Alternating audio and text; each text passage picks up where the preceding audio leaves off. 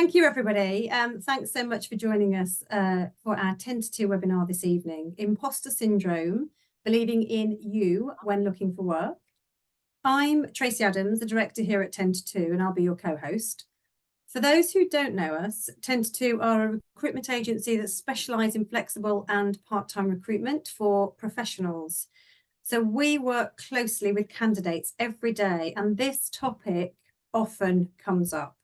And we're delighted to be joined by Sema Rubins from Ruby Sky Coaching, who is an expert at identifying and coaching people in this area. Welcome, Sema. Thank you. And in terms of housekeeping, Sema's produced a really fantastic workbook to support the webinar. So there's no need to be writing too much down. And we're also recording this session, and we'll make that available in a couple of days' time and send that out to you. So I'm going to be keeping an eye on questions, the Q&As. There is a Q&A box at the bottom. So anything that you want to ask throughout, please pop it in there. It is confidential. No one else can see it except me. And Sema might have some sort of interactive questions throughout as well, which we'll use that Q&A for you to sort of pop some thoughts down. So I think pretty much that's all I've got to say. I'm going to say we've got 30 minutes for this webinar, and then probably about maximum 10 minutes for questions. So without further ado, I'm going to hand you over to Sema. Thank you. Right, I'm going to try and share my screen now. It'll be good. It'll work. Yes. There we go. Brilliant. Okay. Right, so here we go. So good evening. Hello, everyone. Thank you so much for taking the time to join us on this short webinar on overcoming imposter syndrome and finding confidence when looking for work and believing in yourself.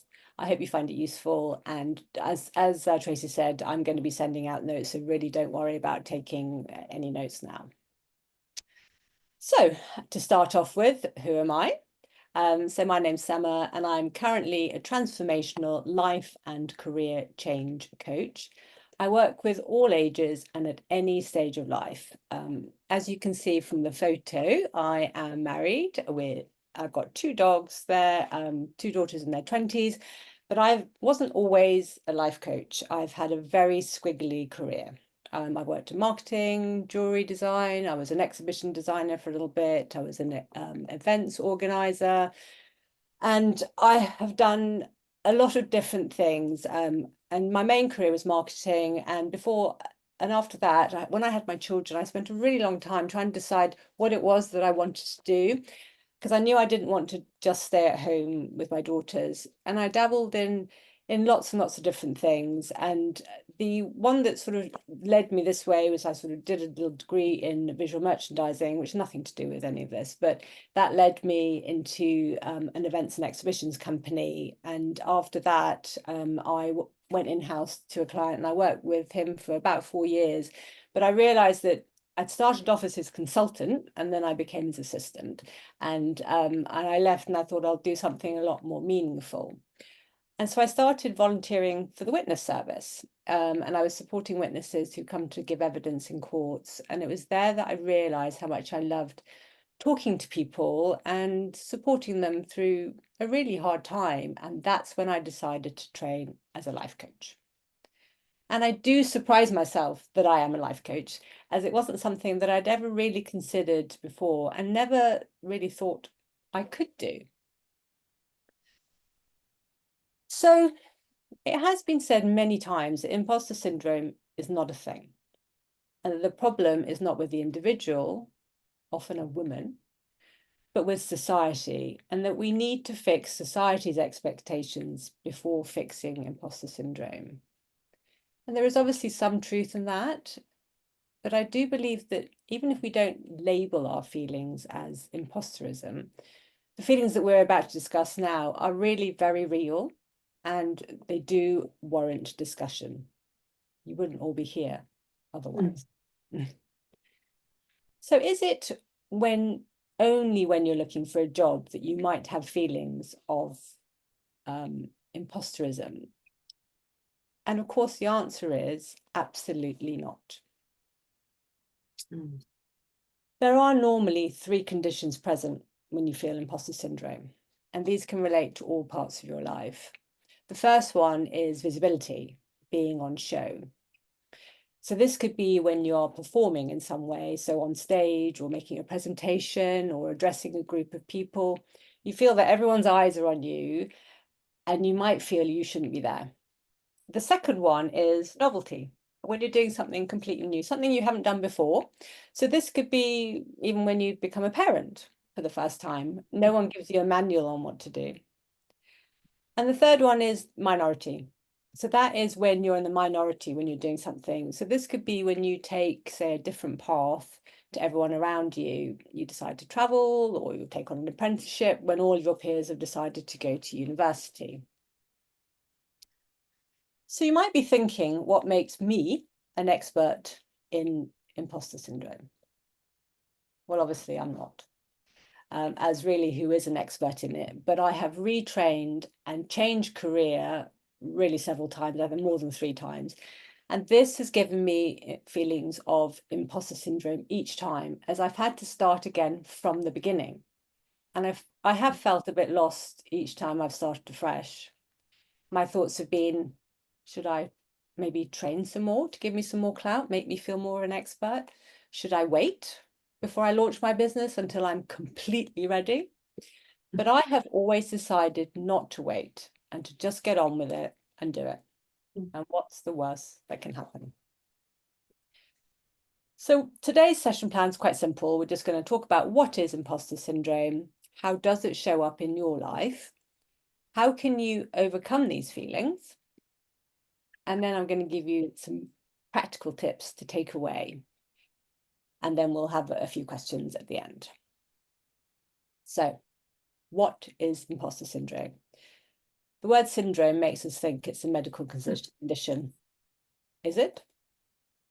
So as I said before, I'm not a psychologist at all. I've never trained in psychology. But imposter syndrome was first identified as a phenomenon by psychologists in 1978. And this is the definition that is normally used. They defined it as a psychological condition that is characterized by persistent doubt concerning one's abilities or accomplishments, accompanied by the fear of being exposed as a fraud, despite evidence of one's ongoing success. The researchers surveyed over, 100 women. All of the participants had already been formally recognised in some way for their professional excellence by their colleagues. And despite this constant external validation the women received, they lacked internal acknowledgement of their accomplishments. And when they were asked about their success, some participants attributed it to luck, while some believed that people had overestimated their capabilities. And they discovered that the women in the studies experienced symptoms of generalized anxiety, lack of self-confidence, depression, and frustration related to the inability to meet their self-imposed standards of achievement. And this was also later included to widened to include men, as it can obviously apply to them too. But put simply, after all that huge mouthful of stuff, you just don't believe you deserve your success. Yeah. And you will eventually be found out to be a fraud. So what are the 3 main features of imposter syndrome?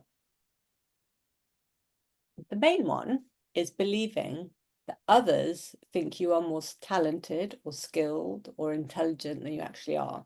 Somehow you believe that they know you better than you know yourself. The next feature is that you're frightened that you'll be found out and you're going to be labelled a fraud. People will think you have no right to be where you are or doing what you do. And the third is that you have a tendency to attribute your success to luck or feel that it was just because this particular time you worked so hard. But next time it might not work out for you and you will fall flat and fail. But you need to remember that most people have imposter thoughts or feelings at some time during their lives. They just don't talk about it. So it might be an idea now just to think of a few times in your life when you felt that you are an imposter and have found it really hard to shake this feeling. Pop it down in the chat box and we can see if anything comes up for you. Whilst they're typing, I had a thought, Sema, that I've I felt this several times in my life, but really a really strong time I felt it was when I adopted twins when they were very little. And I was, obviously years ago, and I felt an imposter going into my very first mums group with them because I felt I wasn't a mum. Really? And how long did that feeling last? Lasted for a few months until I started to get to know people and realised that everybody had different circumstances and it wasn't just me with things, an adoption. So got some coming in here. So here's a good one. Networking with those who are more qualified than you. Yeah. That's a big one. Yeah. Returning to the workplace after a career break and starting out as self-employed. Being a mum still to this day. Really? Yeah. Yeah. As I said, you don't get a manual, do you? No one tells you what you're meant to do and what is the right way. You have no idea. Yeah. Being promoted, having to lead a team meeting for the first time is another one. Yeah. And interestingly, I'm applying for jobs similar to what I used to do 3 years ago before having children. I don't feel qualified anymore. Yeah, losing confidence. Yeah, there's a few of those coming in as well. There's quite a lot of sort of along that theme. Okay. All right. Well, let's move on. Hopefully we can help. Yeah. So the next slide that I'm going to show you has got quite a lot of statements on. I'm going to read through them slowly and have a think while I'm reading whether any of them resonate with you. Right. So why would anyone choose me instead of someone more qualified? Everyone thinks I'm fabulous, but every day I still worried that I will be found out. I've been out of work for so long, I don't think I know what I'm doing anymore. I'm not sure if I actually really want to work. I feel stuck in my job and I don't think it works for me anymore. I need to do more training before I apply for the job, but I feel that I'm not worthy of getting a job. I'm frightened to make a change. It's much easier to stay as I am. I have forgotten how to sell myself. I doubt my abilities now, even though I used to be successful. Well, anyone can do what I can do. And I don't deserve this job, as I know it was only given to me out of pity, or because they knew my friend, my parent, my relative. My friends and family don't think I'm capable. Okay, so I thought it might be helpful to share a few examples of my clients who have had sort of imposter feelings and how we worked on these feelings. Obviously, these are all anonymous and all the names have been changed. So firstly, we have Sally, who was a 44-year-old woman. She had moved abroad because of her husband's job, and then she set herself up as an English teacher. She works in a school and she gives private English lessons, and she's aiming to build an online teaching business for professional adults. But instead of actually doing that, she's constantly doing more and more training, and instead of marketing herself. And when she does get inquiries, she tends to find a reason not to take the work. And so what is that all about? And that is the fear of being exposed, that you don't know what you're doing, and the classic procrastination. So Jenny, a 33-year-old woman, she works for a charity as her day job, but she's just put together this really big art exhibition in a public space. And people have come to view the art and they bought some of her art. But she said to me that she would never call herself an artist, that she doesn't feel she deserves that title. Again, the same thing. It's the fear of being judged and not being quite trained enough or got the right skills, fear of being exposed. And this one's really interesting because she's a client that came to me about 1 year after attending this presentation. When I first met her, she was so nervous and she was really emotional and anxious. She's got 2 young children, supportive husband, but she had lost all her confidence in herself. And when I asked her in one of our sessions, when was the last time you felt proud of yourself? And she said it was when she passed her A-levels, when she came to the UK from Germany, and she felt she'd lost her sense of identity, and she felt she could regain it if she got her own job, but she was far too nervous to apply for a paid job. But actually, through our coaching sessions, she decided to be brave and she applied for a voluntary role in a charity. She got and she excelled at. But the best news was she told me just over a week ago that she'd got a paid part-time job at the charity, and she could never have imagined doing that before starting coaching. So that was a really lovely lovely anecdote. Now, as I said before, although the term imposter syndrome was originally coined for high-flying women, men really do also suffer from it and often have even higher anxiety because the expectations are so much higher for them. So Brian was a 62-year-old man, and he was now the CEO of a medium-sized company. He had over 30 staff working for him. He came from very humble roots, and he was the eldest of 7 children, working class parents. And his aim in life was to make money and to never worry about it again. And so he became a workaholic all his life. And despite being very close to retirement and he'd achieved his aim and made loads of money, he couldn't shake the constant need to work and earn. And he still felt, even all these years later, that he didn't deserve his success. He kept saying, well, how does a poor boy from Ireland achieve so much? Surely one day my luck's going to run out.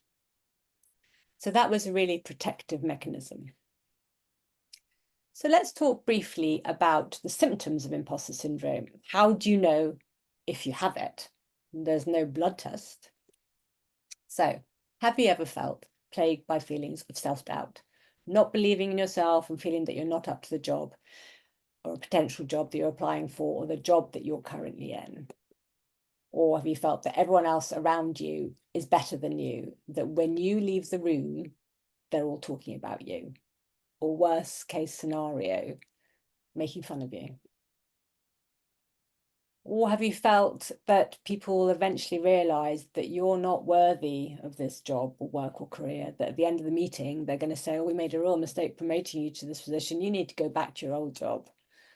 Or have you ever felt paralyzed by fear and you just can't move forward? It's so much easier to stay where you are than to attempt change. And finally, have you ever felt that you just simply can't do it? And what were people thinking of trusting you with a job in hand? There were so many other better people better qualified to do it. And as we said, this is normal. And many people feel this way. And sometimes this is a good thing. Having a touch of imposter syndrome gives you humility and relatability.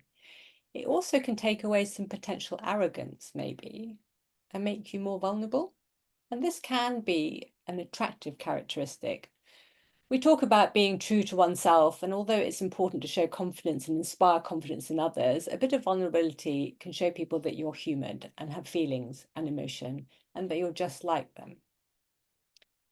A great example of honesty and humility is someone that most of us know about or know of, and that's Nadia Hussain. She was the winner of the Great British Bake Off 9 years ago now, in 2015. When she won Bake Off, Nadia was so shocked that she made this amazing speech from the heart. And she's explained in interviews that as a female immigrant who'd been told all her life that her parents had been devastated when she was born, she wasn't a boy, and that her arrival had been a really big disappointment, she didn't feel she deserved to achieve anything in her life. And this speech, she said, wasn't planned. She just said the words just tumbled out of her. And they were, I'm never going to put boundaries on myself ever again. I'm never going to say I can't do it. I'm never going to say maybe. I'm never going to say I don't think I can. I can, and I will. How inspirational is that? We all need to learn from her. Clearly, we can't all win Bake Off, but we can all dream and just jump in and try. The biggest risk is procrastination, not failure. If you don't try something, you'll never know if it could have worked. So how does imposter syndrome show up in your life? Maybe you have high expectations of yourself. You're a perfectionist. Things have to be perfect or you don't do them. You put things off. I'll just do one more training course and then I'll be ready. This is pure procrastination. You always feel like you don't know what you're doing, even though you've done it before. You fear being judged, and this can be crippling. And sometimes because of this, you compare yourself to others, even though their life or work is not comparable to yours. So you're suffering from comparison anxiety. So let's look at how you can start to overcome these feelings.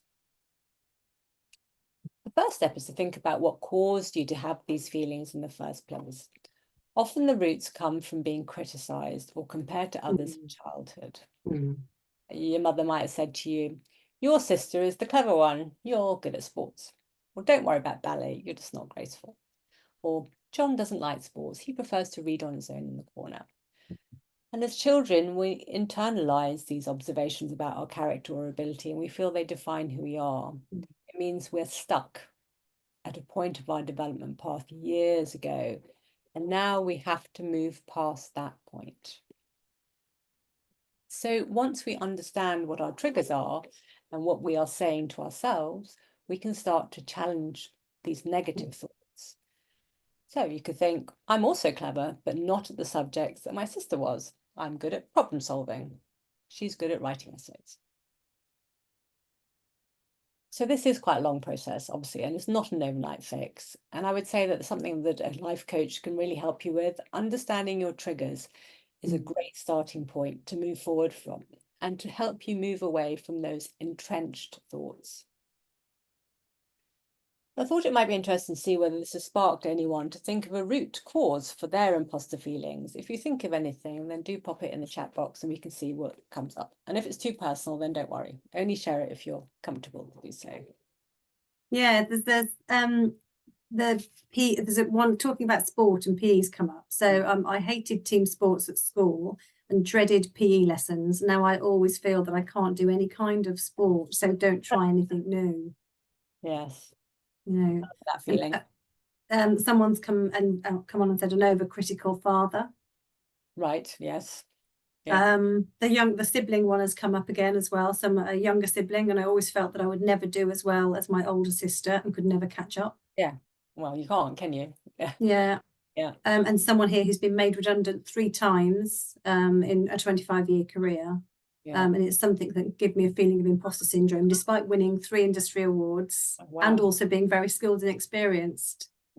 They can't shake it off. Yeah. Yeah. Okay. Thank you for that. Thanks for sharing.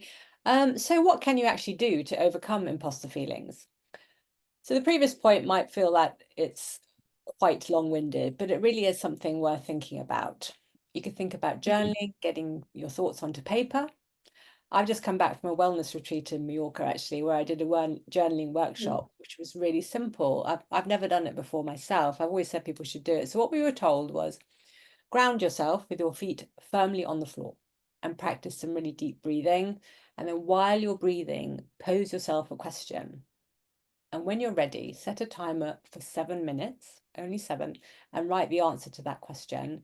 And keep your pen on the paper as much as you can. And when you've finished, go back and read it and see what the essence of the answer is. And this could be the beginning of an insight into what is happening for you in your daily life.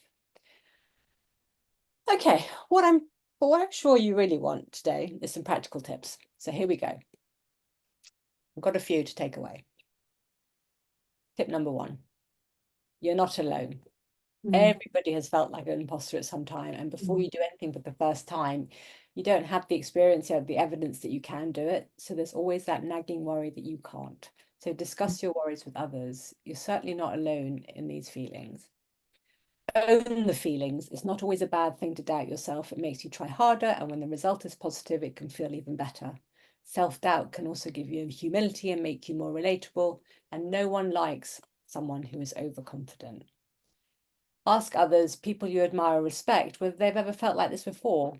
How did they overcome these feelings? Number 2, have a think about times in your life when things didn't go as planned or you thought you'd failed. Try and work out why these things happened. Was it just down to you? Or were there circumstances out of your control? Maybe you applied for a part-time job and during the interview process, they decided they would prefer it to be full-time after all. This actually happened to me and I was devastated for quite a long time. I then found out that the person who got the job was put in an impossible position and was set up to fail. She left within 6 months and the boss's husband took over. Make of that what you will. So think about what you can learn from this apparent failure. I learned with that job that often things are not as they seem, and I was never going to get that job. So it wasn't personal at all. Number 3, Have a look at people who you believe are better than you in some way and ask yourself, or maybe ask them, how they got to where they are today. What is it they did that's so different to what you're doing? Is there anything more that you could do, research, in order to reach the level they're at? In this instance, use comparison to your advantage. And this one is one of my favorites and something I do really regularly. Listen to other people's stories on podcasts. They're so accessible now. One podcast I love is How to Fail with Elizabeth Day. And it's incredible how many celebrities were not always confident and actually still aren't. These stories are often inspirational and quite surprising. So ask yourself, how did these people get to where they are today? What could you do to achieve what you're dreaming of? The next one is to list your own accomplishments in your life, your achievements, and believe me, there will be many. Look at your transferable skills. If you're at home with the kids at the moment, do you have to organize their lives? Do you love planning? Do you love meeting new people? Are you able to multitask? Do you love decorating, updating your home? Are you an amazing cook? Are you doing voluntary work? Think about how these skills could be transferred to the job you'd like. Create a CV for yourself, not for your employer. This is something I got my client, the English teacher we talked about, to do, and it really helped her. Write down everything you've achieved in your life, your qualifications, any courses you've attended, any awards you received, sporting achievements, your children, jobs you've had, or just things you're actually proud of. For example, you might have recently decorated your house on a tight budget. Put it up on the wall, and every time you doubt yourself, look at it. Next one is write yourself an elevator pitch, which is a 1-minute speech about yourself, your achievements, and what you're hoping to do. It's something we use at networking a lot, but it can be really useful for everyday life. You just never know when you might bump into someone who has a job opportunity. You don't want to freeze in the moment. You want to be ready to sell yourself and your skills at any moment. If you don't know how to structure one, don't worry, I'll put an example in the notes. Positive thinking. I'm sure a lot of you are thinking, well, I don't believe in this, but truly manifestations and affirmations can be transformational. Energy is around us every day, and we can change this energy by the way we think. Manifestations work to program your mind and help you to believe that you've already achieved your goal and that you already have that job. They work by you writing down where you'll be in the future. So, for example, I am Joanna Smith, I've got a great job and I work in a film studio part-time and still have plenty of time to spend with my children. And if you say it out loud and write it down on a post-it note and put it around the house, this will help to build conscious awareness of what you really want. Positivity really does attract positivity. Yeah. Think about what's changed in your life since you gave up work or started your current job. Are you the same person? Look at what your values are now. Have they changed? If you're not sure how to do this, this is something, again, a life coach can help you with.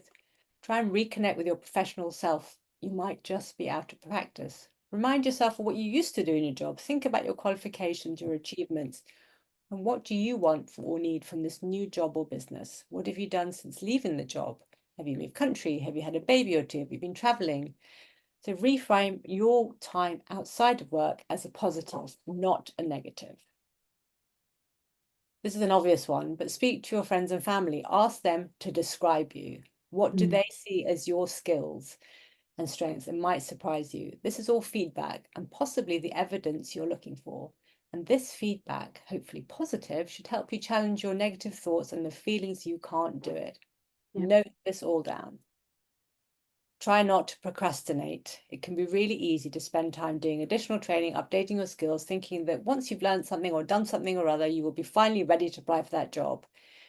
Being busy always feels good, but you need to be busy moving forward. So if you're going to take a course, do it at the same time as updating your CV, applying for that job, or going to interviews. And one of the best ways easiest ways to build an accountability is to set yourself a deadline. If you do nothing else, this should spur you into action.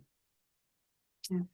And if you do experience failure, remember that you will at some stage. Look at it as a learning experience. Always get feedback if you can. It's not always that easy, but if you can, find out what it was that made them choose someone else. Remember, they didn't reject you. They just chose someone who was a better fit for the job.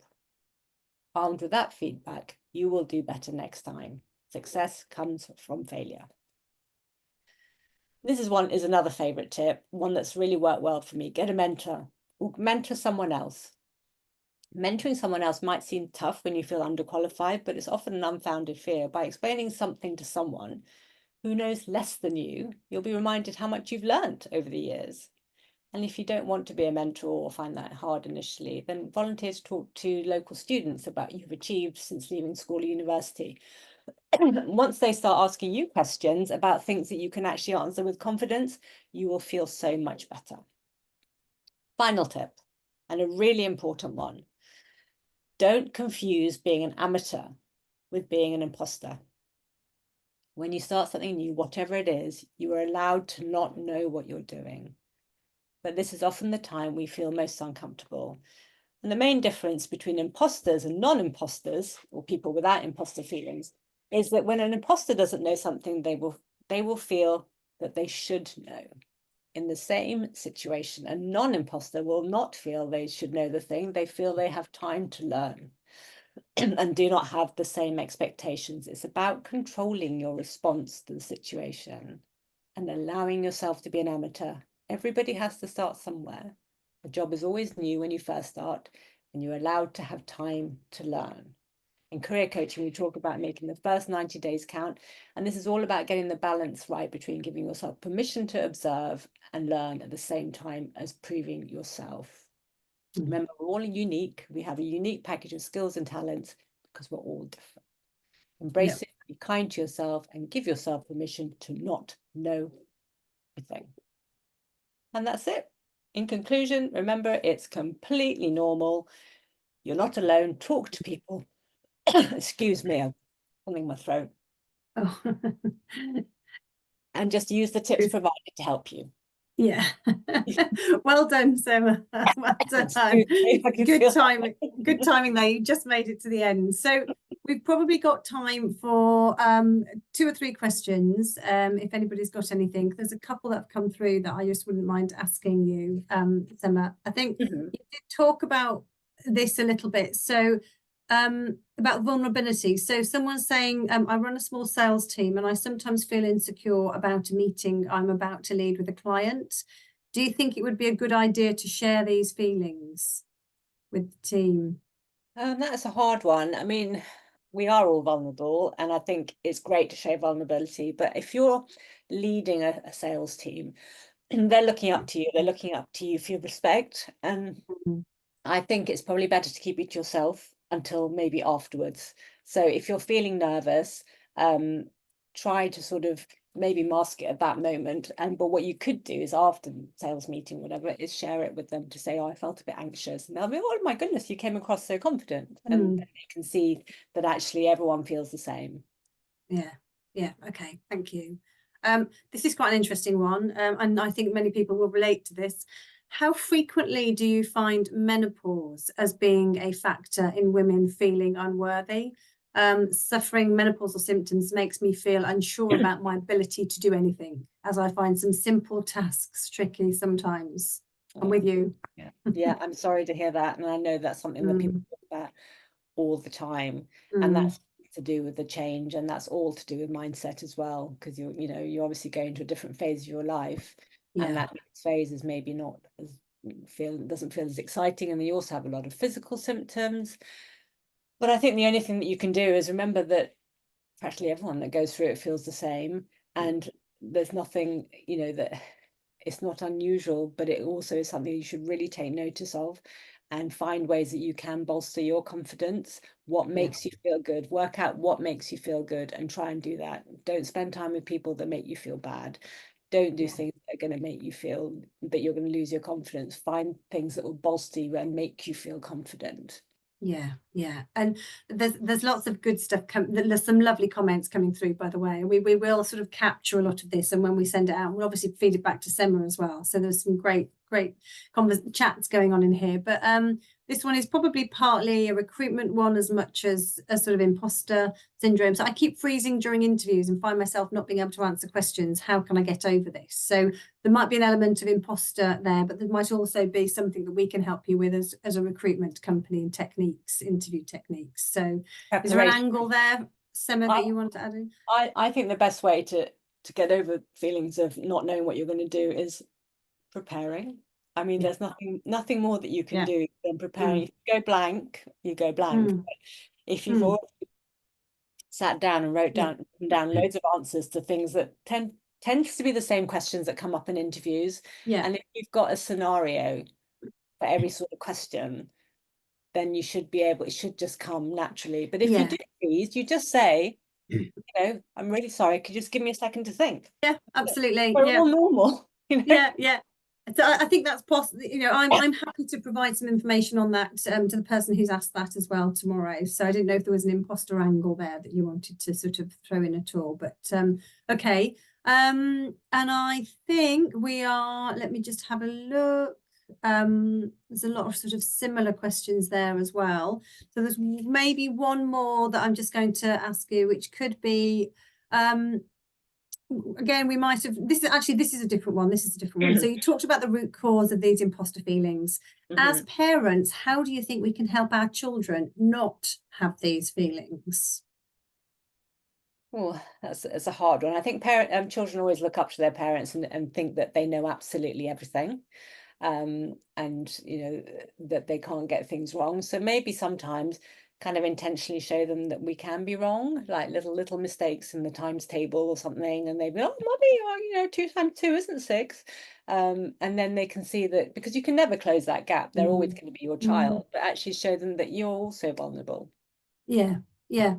Okay, thank you. And so there's lovely comments. Honestly, we're coming to an end. I don't know that we've got time to be able to do another one as well, but just some of the comments here are, you know, fantastic help. It's such a relief for you to give this talk.